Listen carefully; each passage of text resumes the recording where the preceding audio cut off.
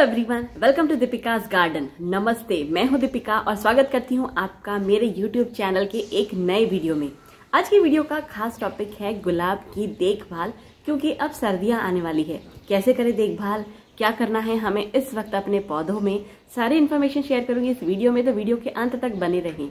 अक्टूबर का महीना ऐसा महीना है जब आप कुछ ना करेंगे ना, तब भी किसी कोने में पड़ा हुआ आपका गुलाब अचानक से न्यू ग्रोथ लेना शुरू कर देगा। एक दो फूल आना शुरू हो जाएंगे। एकदम निग्लेजिबल कंडीशन में गुलाब का पौधा है ना, तब भी उसमें न्यू शूट्स आएंगी, क्योंकि ये उसका ग्रोइंग सीजन है। अब मेरे पौधे पर तो मैंने कुछ नहीं किया है, इतनी सारी खरपतवार उग रही है क्योंकि जो कि बारिश के वक्त उगती ही है। मैंने कुछ नहीं किया है, फिर भी फूल ये आ रहे हैं और आप देख रहे होंगे ये बहुत सारे फूल आके गिर भी रहे हैं और नई कलियां बन रही है। जबकि अभी मैंने इस पर काम भी नहीं शुरू किया, उनके पीछे कोई मेहनत नहीं की, तब भी ये साइन होता है कि अब इन पौधों का सीजन है। इस समय जिन लोगों के गुलाब खराब हो गए थे, गर्मियों में मर गए थे, क्योंकि उनको बचाना गर्मियों के दौरान एक टास्क होता है, ऐसे सभी लोग नए पौधे परचेस करेंगे। तो सबसे पहला काम आपको क्या करना है, आप जब नर्सरी में गुलाब के पौधे खरीदने जाएं तो आपको फोकस करना है पौधे की हेल्थ पर। अगर आप चाहते हैं कि ये पौधा गर्मियों तक चले, मेरे ये पौधे 2 से 3 साल पुराने हैं। हर साल मैं इनको कटिंग प्रूनिंग सिर्फ अक्टूबर में नहीं करती, पूरा साल करती हूँ सिस्टमेटिक टाइम में, और इस वजह से ये इतनी मजबूत से डेवलप हो चुके हैं कि अब इन्हें कुछ नहीं होता, ये इजीली सर्वाइव करते हैं। तो आपको हेल्दी पौधा परचेस करना है। नर्सरी में कुछ पौधे जो पुराने हो जाते हैं उनको थोड़ा ज़्यादा रेट में बेचा जाता है, वो पौधा आप परचेस कीजिएगा। काफ़ी अच्छी वैरायटी होती है वो, और पौधा मजबूत हो जाता है, हार्ड हो जाता है बहुत अच्छी ट्रीटमेंट के बाद। तो ऐसे मोटे तने वाला, मोटी ब्रांचेस वाला पौधा सिलेक्ट कीजिएगा। रंग, फूलों का रंग पहली प्रायोरिटी अक्सर सबकी होती है। हम क्या करते हैं, फूलों के रंग देखकर अट्रैक्ट हो जाते हैं, वो रंग दे दीजिए, वो रंग दे दीजिए, वो रंग दे दीजिए, पर ऐसे में पौधे को हम देखते ही नहीं। पौधे के पत्ते कटे फटे ना हो, उसके ऊपर ब्राउन कलर के स्पॉट्स ना हो। किसी पौधे की नीचे की कुछ पत्तियां पीली हो रही हैं, इट्स ओके, पर ऊपर की पत्तियां फ्रेश होनी चाहिए, उस पर कोई स्पॉट्स ना हो, ब्राउन स्पॉट्स तो बिल्कुल ना हो, कोई रस्ट, कोई फंगल इन्फेक्शन ना हो, पौधा हेल्दी नज़र आए और उसका जो ग्राफ्ट का पोर्शन है वो ऐसा हो जिसे देखकर आप ये महसूस करें कि ये मजबूती से रेडी हो चुका है। तब आप ऐसा पौधा परचेस करेंगे, क्योंकि इस वक्त मिट्टी में कुछ डीएपी के दाने डालकर, पौधों पर फंगीसाइड का और केमिकल का स्प्रे करके उनको फ्लावरिंग करने के लिए रेडी करके सेल के लिए रख दिया जाता है। बहुत कम ऐसे नर्सरी वाले होते हैं जो मजबूती से पौधा डेवलप करते हैं। तो आप जो भी पौधा बाय करें, सोच समझकर पूरा फोकस करके ही बाय करें। हमने नया पौधा परचेस कर लिया, लेकिन पुराने पौधों के साथ क्या, नए पौधे के साथ भी कुछ चीज़ें आपको करनी है। नया पौधा लाने के बाद आपको मिट्टी बनानी है, थोड़ी सी खाद, थोड़ी सी रेत, थोड़ी सी नीम खली, थोड़ी सी बोन मील, इन सबको मिलाकर आपको मिट्टी बनानी है। और फिर इस मिट्टी के साथ पैकेट फोड़कर गमले में उस पौधे को रख कर ऊपर से मिट्टी फिल कर देनी है। तो ये तो आपकी सिंपल सी रिपोर्टिंग हो गई। पर पुराने पौधों के साथ हम क्या करेंगे, पुराने पौधों के साथ सबसे पहला काम होगा हार्ड प्रूनिंग। पूरे साल में आपको स्प्रिंग के सीजन में, वसंत ऋतु में और इस वक्त अक्टूबर में गुलाब की हार्ड प्रूनिंग करनी है। हार्ड प्रूनिंग में कुछ बातों का ध्यान रखना है। सबसे पहले आपको आपके जो भी प्रूनर्स हैं, स्केटियर, जो भी कैंची, जिससे भी आप हार्ड प्रून करेंगे, आपको उन्हें अच्छे से क्लीन कर लेना है। आप उस पर सैनिटाइज़र लगा सकते हैं, उसे पहले अच्छे से धो लीजिए साबुन से, प्रूनर्स को पोंछिए, सैनिटाइज़र से क्लीन कर दीजिए, उन्हें अच्छी तरीके से रेडी कर लीजिए और उसके बाद आपको यूज़ करना है पौधे पे। अब पौधे पे आपको ये ध्यान रखना है कि इस पर आपको 45 डिग्री का एंगल रखते हुए कट करना है। पौधा जब आप कट करें तब आपने जो कट लगाया वो तिरछा हो, ताकि जब आप पानी देंगे पौधे पर तो वो पानी उस पर रुकना नहीं चाहिए, वो पानी वहाँ से निकल जाना चाहिए। इस तरीके से तिरछा नीचे की तरफ कट लगाएंगे, 45 डिग्री के एंगल में ऐसे कट लगाएंगे, ताकि जब आप पौधे को पानी देंगे तो वो पानी कटे हुए हिस्से पर रुकना नहीं चाहिए।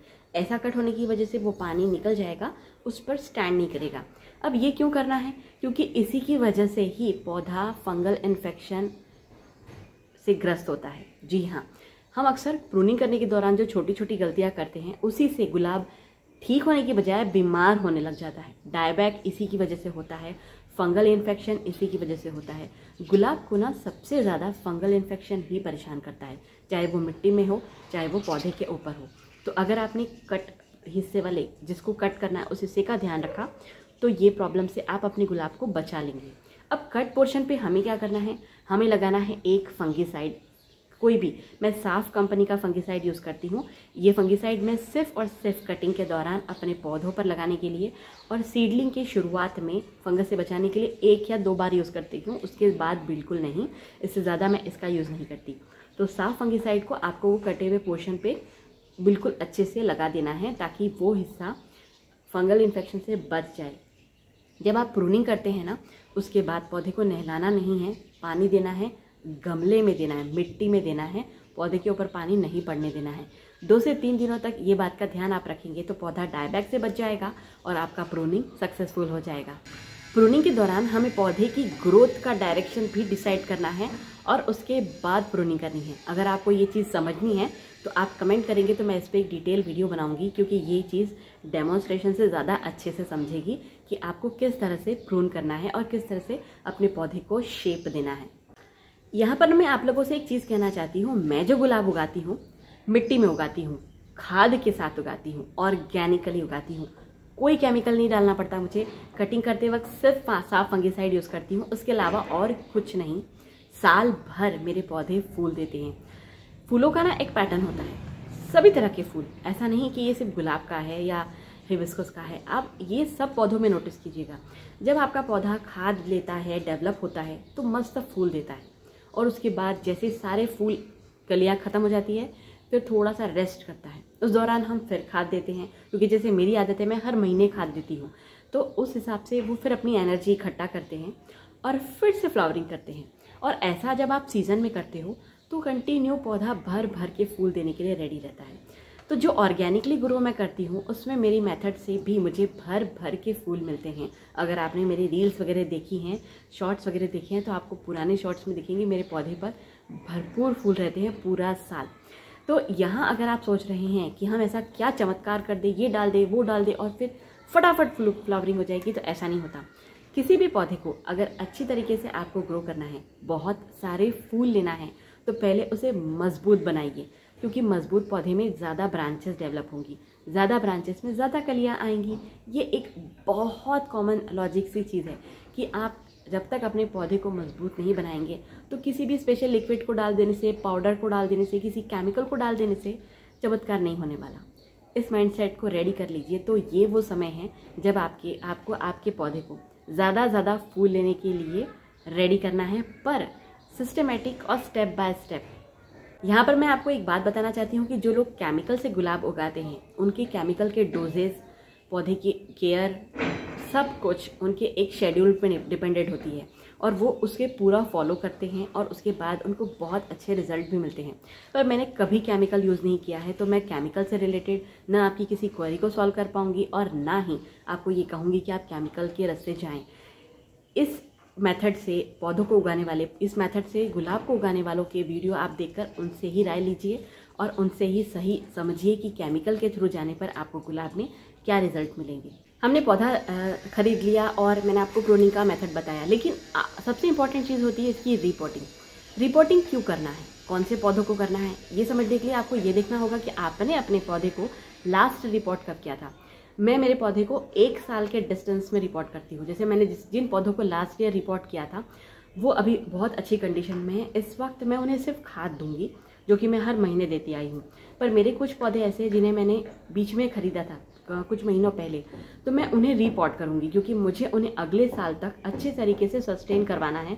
गर्मियों के दौरान भी मैं नहीं चाहती कि वो डेड हो, तो ऐसे पौधों को मैं रिपोर्ट करूंगी। और रिपोर्टिंग ऐसी चीज़ है गुलाब के लिए कि जिसे इस वक्त करोगे ना तो कोई दिक्कत नहीं आएगी, पौधा जल्दी अपने को डेवलप कर लेगा, क्योंकि मौसम उसके लिए सही हो रहा है। पर अगर आपने रिपोर्ट नहीं किया है, बहुत टाइम से पौधा गमले में ही है, तो आप कितना भी खाद पानी डाल लीजिए उस पर वो अच्छा रिजल्ट नहीं मिलेगा जो रिपोर्टिंग की वजह से मिलेगा। रिपोर्टिंग में हमको करना ये है कि पौधे को गमले से बाहर निकालिए और एटलीस्ट पौधे के ऊपर 30% के करीब ही जड़ और मिट्टी का वाला हिस्सा रहने दीजिए और बाकी सब साफ कर दीजिए, बिल्कुल हटा दीजिए। नई मिट्टी बनानी है हमको, फिर से 1 भाग खाद, 1 भाग मिट्टी, 1 भाग रेत थोड़ा सा नीम खली, थोड़ा सा बोन मील, इन सबको मिलाकर और फिर उसे गमले में रखकर आजू बाजू से ये मिट्टी भर देनी है। मैं रीपॉटिंग और प्रूनिंग दोनों साथ करती हूँ क्योंकि मुझे हैबिट हो चुकी है अपने पौधों को ध्यान रखने की, मुझे उनकी केयर कैसी करनी है इसकी। तो अगर आप रीपॉटिंग से डर रहे हैं तो भी ये डरने जैसा कुछ नहीं है, इसे करेंगे तो आप सीखेंगे।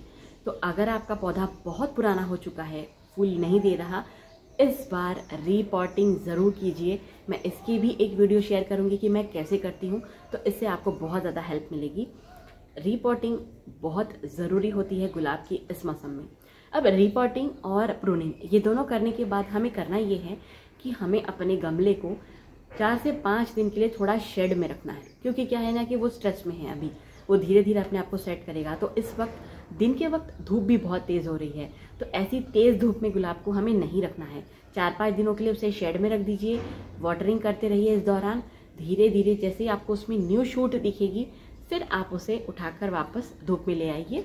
पौधा अब अपने आप को रेडी करने के लिए तैयार हो जाएगा। रिपोर्टिंग करने के लिए ना गमले वाली प्रॉब्लम भी बड़ी ज़्यादा आती है कि कौन सा गमला हम इस्तेमाल करें, कौन सा बेस्ट रहेगा।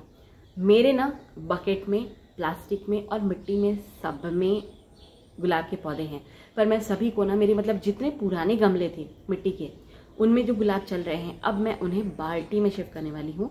क्योंकि मैंने नोटिस किया है कि गुलाब को एक अच्छी हेल्दी हाइट के गुलाब को अगर अच्छा बड़ा पॉट मिलता है तो उसकी ग्रोथ पर, उसके फूलों पर बहुत असर पड़ता है। तो जितने भी मेरे पुरानी मिट्टी के गमले हैं, मैं इस साल उन्हें पूरा बदल देने वाली हूँ और मैं प्लास्टिक के बड़े गमले लेने वाली हूँ, जिसमें ज़्यादातर मैं बकेट यूज़ करने वाली हूँ। 10 लीटर वाली, 5 लीटर वाली ऐसी बकेट यूज़ करूँगी, नहीं तो प्लास्टिक के गमले। गमलों का रोल कॉल से मुझे लगता है ज़्यादा डिपेंड करती है आपकी मिट्टी और आपका केयर। गमलों का सबसे इम्पॉर्टेंट इफेक्ट पड़ता है गर्मियों के दौरान। अब क्योंकि मैं यहाँ पे शेड नेट लगा देती हूँ तो मेरे कंटेनर सीधी धूप में नहीं रहते, उन्हें दिक्कत नहीं होती, या छत पर भी मैं उन्हें रखती हूँ तो वो सीधी धूप में नहीं आते। ऐसा नहीं होता है कि वो प्लास्टिक से उन्हें बहुत तकलीफ हो रही है, पर जितनी अच्छी ग्रोथ मैंने बड़े और प्लास्टिक के गमलों में देखी है ना, उतनी अच्छी मैंने मिट्टी के गमलों में नहीं देखी। मिट्टी के गमले भी बेस्ट हैं, पर मुझे जो कन्वीनियंस लगते हैं साइज़ के हिसाब से, मैं प्लास्टिक का गमला लेती हूँ। तो आप कोई भी गमला ले सकते हैं, कोई ज़रूरत नहीं है कि यही बेस्ट है या वो ही बेस्ट है। ज़रूरी है कि आपकी मिट्टी सही बने हो, आपका केयर सही हो और वो उसमें ग्रो अच्छे से करे, उसकी जड़ों का डेवलपमेंट उसमें बहुत अच्छा हो। मेरे यहाँ इतने बड़े साइज़ के गमले नहीं मिलते मिट्टी के, तो मैं प्लास्टिक के ही लेती हूँ। तो ये आप खुद डिसाइड करेंगे कि आपको क्या लेना है। मेरे कुछ गमले हैं जिनको मैं रिपोर्ट नहीं करने वाली, उनकी मैं क्या करूँगी, आधी से करीब इतनी हाइट तक की मिट्टी को निकाल लेने वाली हूँ और उसके बाद उसमें मिट्टी में मैं बनाऊंगी फर्टिलाइज़र। अब ये जो फर्टिलाइज़र है उसमें खाद आएगा, बोन मील आएगा, थोड़ी सी नीम खली आएगी, राख आएगी, एप्सम सॉल्ट आएगा, सीवीड आएगा। मैं इन सारी चीज़ों का पाउडर बना लेती हूँ और कॉफ़ी पाउडर, जी हाँ, यूज्ड कॉफ़ी पाउडर और ताज़ा चाय पत्ती, ये भी चीज़ें आएगी। अब मैं ये सारी चीज़ें मिलाकर हर महीने थोड़ी थोड़ी क्वांटिटी में अपने गुलाब के पौधों में देती हूँ, तो मुझे इसके लिए टेंशन नहीं लेना पड़ता। मैं फिर से यही चीज़ रिपीट करूँगी, मैं खाद बना के चारों तरफ डाल के उसे वापस मिट्टी से सेट कर दूँगी। इसकी जो खरपतवार उग गई है वो निकाल दूँगी, तो ये फिर से अपनी ताकत बनाना और फिर से फूल देने के लिए रेडी हो जाएगा। तो अगर आप रिपोर्टिंग नहीं करना चाहते हैं या आपका गमला रिपोर्टिंग के लिए आपको अभी ताज़ा ही लिया हुआ है, कुछ समय पहले ही लिया है, आपको रिपोर्टिंग नहीं करना है, आप भी ये चीज़ कर सकते हैं। साइड से पूरी मिट्टी, जो गमले की गोलाई होती है ना, उसके पास से मिट्टी निकालिए, खाद मिलाइए और फिर वापस मिट्टी से कवर कर दीजिए। बस, और कुछ नहीं करना है आपको। आपका पौधा फिर से ग्रो करने के लिए, जितने भी लोग गुलाब उगाना चाहते हैं अभी तक नहीं उगाया, कैसे उगाना नहीं पता, मैं उनको एक बेसिक जानकारी देना चाहूँगी कि अगर आपके पास गुलाब के पौधे को देने के लिए 5 से 6 घंटे की धूप है, तब ही गुलाब लगाइए, क्योंकि इस पौधे को ये धूप का भुक्कड़ है। खाने का तो भुक्कड़ है ही, ये धूप का भी भुक्कड़ है। धूप नहीं, फूल नहीं, ग्रोथ नहीं। कहीं पर भी आप रहो, बालकनी में रहो, टेरेस में आपको पौधे रखना है, कहीं पर भी अगर आपके पास धूप है तो ही आप गुलाब लगाएंगे, वरना आप गुलाब लगाने के बारे में सोचना छोड़ दीजिए। दूसरी चीज़, शुरुआत से ही जो भी आपके पौधे का साइज़ है, उस मतलब जो भी गमला या कंटेनर आपने, जो भी पॉली बैग में आप पौधा लाते हैं, उससे थोड़ा बड़े साइज़ का गमला आपको गुलाब को देना है, सही खाद के साथ। तो आपके लिए उसको लंबे समय तक ग्रो करना ज़रूरी होगा। एक मंथली फीडिंग जो मैंने अभी आपको बताई, छोटी छोटी एक एक स्पून के अंदाज में गुलाब को देने से बहुत फ़र्क पड़ जाता है गुलाब की हेल्थ पर। ऐसे पौधे बहुत मजबूत होते हैं। मेरे पौधों की तरह सीज़न आते ही फूल देना शुरू कर देते हैं। ना भी इनको खाना दिया गया है, ना इनके पीछे मेहनत की है, पर ये उतावले हो गए हैं क्योंकि ये मजबूत हैं, इनमें स्ट्रेंथ है। तो ये चाहते हैं कि हम मौसम को एंजॉय करें। पौधे भी एंजॉय करते हैं, हम सिर्फ फूल एंजॉय नहीं करते, ये भी मौसम को एंजॉय करते हैं। तो आपको एक मंथली फीडिंग का चार्ट बनाना पड़ेगा। ये चीज़ें मिला के एक कंटेनर में स्टोर करके रख लीजिए और फिर आप हर महीने में एक बार इसे देते रहिए। आपके लिए ये इजी हो जाएगा। सर्दियों के दौरान मेरे यहाँ पर हार्श विंटर नहीं होता, तो मैं क्या करती हूँ, मैं रोज़ पानी देती हूँ पौधों को। मेरी ये आदत है क्योंकि मुझे इनका पानी का सिस्टम समझ में आ गया है। अगर आप ऐसी जगह रहते हैं जहाँ हार्श विंटर है, बहुत ठंड पड़ती है, तो आप मिट्टी को देख कर पानी दीजिए। गुलाब में पानी की ज़रूरत होती है क्योंकि इसका ये सीज़न है, इस वक्त इसे पानी की ज़रूरत पड़ेगी ही। तो आपको बस ये देखकर पानी देना है कि बहुत नमी है, पानी ऑलरेडी मिट्टी गीली है, बहुत अच्छा पानी है उसमें, तो पानी नहीं देना है। पर मेरे यहाँ दोपहर के समय अच्छी धूप निकलती है, तो मैं सर्दियों के दौरान अपने गुलाब और सभी पौधों को रोज़ पानी देती हूँ।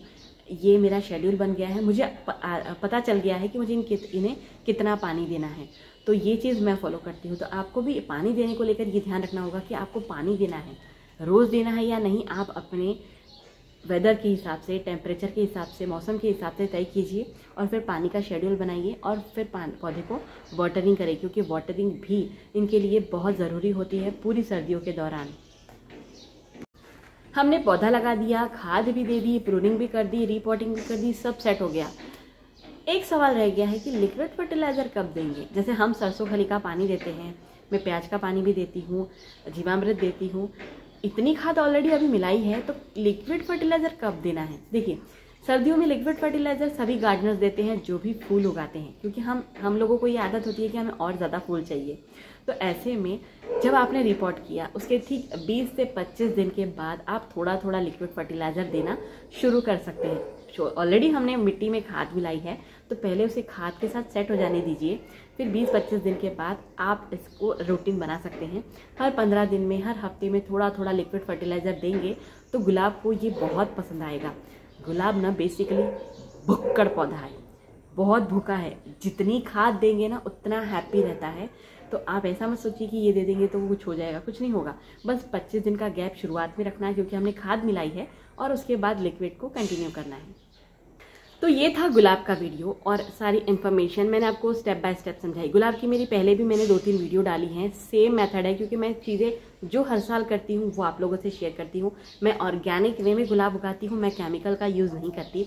अब सबसे बड़ा सवाल ये आता है कि आप बिजी हैं, ऑफिस जाते हैं, पर गुलाब के पौधे लगा रखे हैं घर पे, आपको टाइम नहीं मिलता है। सबसे पहली बात तो ये है कि अगर आपने घर में गमले रखे हैं, पौधे उगाए हैं, तो आप एक गार्डनर वाली फीलिंग रखते हैं। एक वीकेंड का एक संडे निकाल लेंगे इन पौधों के पीछे काम करने के लिए, तो कोई बड़ी बात नहीं हो जाएगी। आपका मूड फ्रेश हो जाएगा, आपके पौधे रेडी हो जाएंगे, आप थोड़ा सा स्ट्रेस फ्री हो जाओगे और आपके पौधे आपका टाइम और आपका केयर पाने की वजह से हैप्पी हो जाएंगे। ये आप दोनों के लिए सही रहेगा। तो एक दिन का शेड्यूल निकालिए, सब कुछ लिस्ट कर लीजिए कि ये चीज़ें करनी है, सारा मटेरियल खाद वगैरह ले आइए और एक संडे बैठकर ये सारा काम निपट लीजिए। पूरा अक्टूबर का महीना है आपके पास इस काम को करने के लिए। तो ये बिजी हैं, नहीं होगा, ये ड्रामे मत कीजिए। एक गार्डनर कभी भी बहाने नहीं बनाता। और अगर आपने कुछ पौधे रखे हैं छत पर, तो ये समझ लीजिए कि ये आपकी अच्छी हेल्थ के लिए हैं, क्योंकि जितना कुछ समय आप उसके साथ टाइम स्पेंड करेंगे उतना आपकी हेल्थ के लिए बेहतर होगा, पौधों के लिए बेहतर होगा और आपके मूड के लिए, आपके माइंड के लिए बेस्ट होगा। गुलाब को लेकर मैं जितनी नॉलेज रखती हूँ और जो चीज़ें मैं करती हूँ आप लोगों से मैंने आज इस वीडियो में शेयर कर दी हैं। उम्मीद करती हूँ ये सारी टिप्स और ट्रिक्स आपको मदद करेगी। फिर भी नहीं समझ रहा है तो आप कमेंट करके पूछ सकते हैं। इंस्टाग्राम पर आप मुझे फॉलो कर सकते हैं, वहाँ आप मुझे इमेजेस भी शेयर कर सकते हैं कि आपको क्या दिक्कत आ रही है। गुलाब में कुछ बीमारियां भी आती हैं, पर उन्हें समझाने के लिए मैं अलग से डिटेल वीडियो करूंगी, क्योंकि ऑलरेडी इस वीडियो में वो सारी चीज़ें मैं डिस्कस नहीं हो सकता। आप कुछ और वीडियोस चाहते हैं मुझ पर किसी एक स्पेशल टॉपिक पर, तो आप कमेंट कीजिए, मैं उस पर भी वीडियोस बनाऊंगी, रेडी करूंगी। गुलाब को रेडी कीजिए, ये मौसम उसके लिए परफेक्ट है। थोड़ी सी आप मेहनत करेंगे ना तो बहुत अच्छे से भर भर के ही सही आपको फूल भी मिलेंगे और पौधा हेल्दी भी रहेगा। अगर ये वीडियो यहाँ तक आप देख रहे हैं और आपको ये पसंद आता है तो प्लीज़ सब्सक्राइब कीजिए, शेयर कीजिए, ज़्यादा से ज़्यादा लोगों तक लाइक कीजिए, कमेंट कीजिए, मेरा हौसला बढ़ता है इससे। मिलती हूँ आप लोगों से अगले वीडियो तक, तब तक टेक केयर, हैप्पी गार्डनिंग।